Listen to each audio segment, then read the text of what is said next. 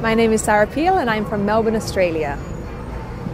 I have been in Canada on and off for about 10 years now. I first came working during the summers with touring theatre companies, and then came back with a working holiday visa in 2003 and stayed until the end of 2004. During this time I met my husband-to-be, who's a very nice young Canadian boy with curly hair, and we got married. I wasn't allowed to work.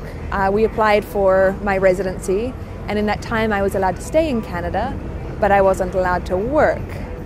Consequently, Graham was supporting us financially in his new job because he'd only just gotten back.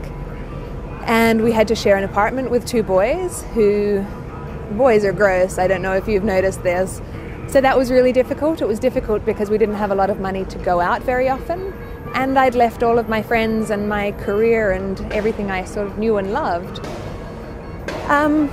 I found it really hard to keep a sense of who I was when I had nothing to define myself anymore.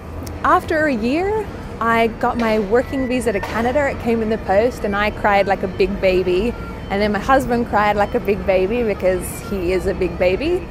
And soon after that, I managed to get the job that I currently work in, which is full-time and in the career that I've chosen. So I'm pretty lucky that way. But the difference to my life has been immeasurable.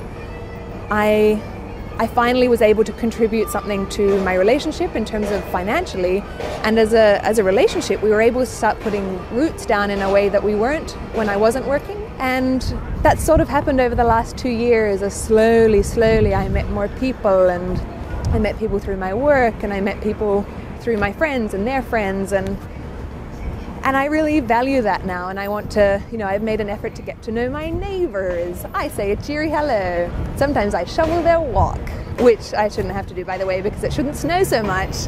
It should be more like Australia.